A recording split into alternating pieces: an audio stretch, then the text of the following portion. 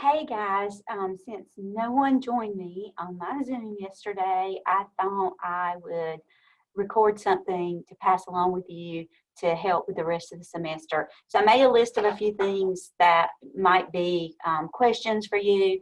And the first thing is your philosophy is due soon. There are guiding questions. If you will answer those questions and then use those questions to put together your philosophy, it'll be very helpful. This philosophy will be used again in several other classes, so you want to make sure you save it on a hard drive or somewhere that's easily accessible so you can update it as your two-year program goes through. Also, the key assessments due October 25th. This is a activity plan that you have to put together. I have put a blank one up there, and I'm going to share my screen with you. Let me make sure I have it up first. I'm going to share my screen so you can see what it looks like. Share screen. I want to share this with you. So at the top, you're going to put the title of the activity, the length that's required, whether it's whole group, small group, or centers. You can take that out. I had one here for, it was practice, the key concept was practicing multiplication skills. It can be whatever concept you want. Here's really important. You want to make sure that it says students will. So students will understand multiplication. Students will identify various shapes. Students will be able to count to 15. Whatever it is, you need to have at least 1 to 2 objectives right here. And the objectives should always start out with students will. What do you want the students to do at the end of the activity? And that's how you're going to evaluate it. Materials needed, make sure you include any kind of manipulatives, anything that you have to copy, any books, any songs or YouTube videos. Preparation, what are you going to have to do? Are you going to have to cut things out? Are you going to have to copy things? Are you going to have a YouTube video ready? And then here on the step-by-step procedures, be very specific. You can't just say, I'm going to read a book and then the students will do this. You want to be very specific. First of all, we'll go to group time.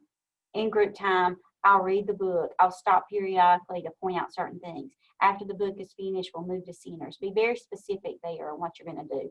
I want this lesson plan to be that if anybody walked in your room and picked it up, they could teach the lesson.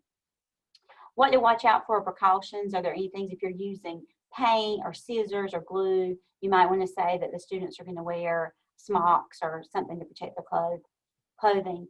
Suggestions for modifications for special needs children. If there is anybody who might, if you always are going to have special needs kids in your room. It might be ADHD or a speech impediment. So make sure you list what you would do for any special needs kids, like maybe have an adult sit with them or modify the directions to meet their needs. Evaluation, how do you know they mastered the skill? So if you're counting to 15, that's your objective. How do you know? Are you going to ask them to count to 15? Are you going to ask them to show you in a center? Are you going to ask them to make something with 15 objects? Make sure you tell me what you're going to do. Suggestions for follow-up, what are you going to do? We're going to move, if you're counting to 15, you might want to say you're going to work on counting to 20 next week. And then any references, if you use any books, if you use Teacher by Teachers or Pinterest, make sure you include those. You need to have at least 1 to 2 references here. So that's what, that's the most important thing for the lesson plan, and that is called the key assessment, and it's one thing that we use here to make sure you're on track. The week before that, you're going to have to create a list of resources, so hopefully creating the list of resources will help you make the lesson plan. Also remember, it's okay to find lesson plans online and use them as examples, but make sure you're putting them in your own words. Don't just cut and paste a lesson plan from online. You want to make sure it's something that you know how to do.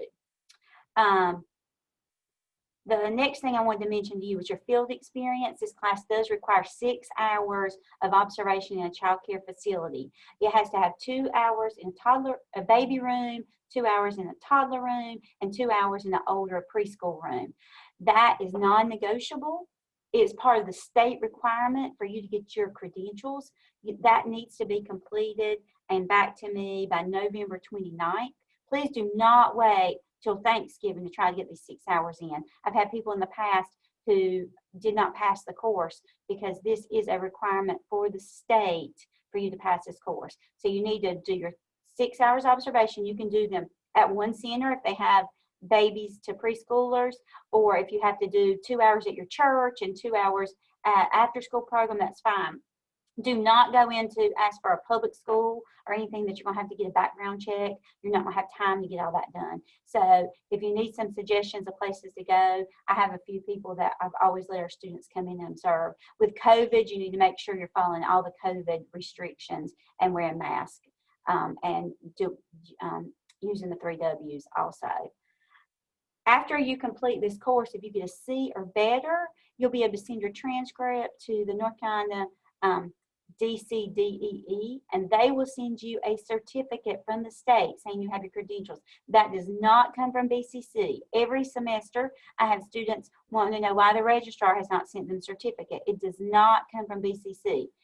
Once you've made a C or better, you send your transcript to DCDEE. I will send out directions, and there are directions actually already in Moodle. You'll have to request a transcript be sent to Raleigh, and then about 4 weeks after they receive your transcript, you'll get your credentials 1 and 2 in the mail. You need to go ahead and do that, because a lot of times you get offered jobs during your program here at BCC. If you don't have your credentials completed, you won't be able to work at a center. Finally, spring break is October 10th.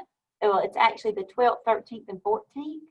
I have to turn mid 8-week grades in on Friday. I will be out of town from the 10th through the 14th. So please, if you have any questions or concerns, get those questions or concerns to me before the 10th, because I will be out of town and will not be able to respond to you again until the 15th. So if you have any questions or concerns, of course, you can always call me, email me. A lot of you have my text, my cell phone number, so you can text me.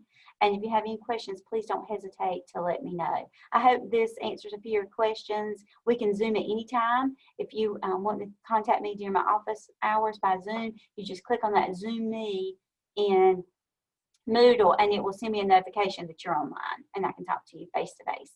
Okay, I hope you have a great week, and I will talk to you soon. Bye.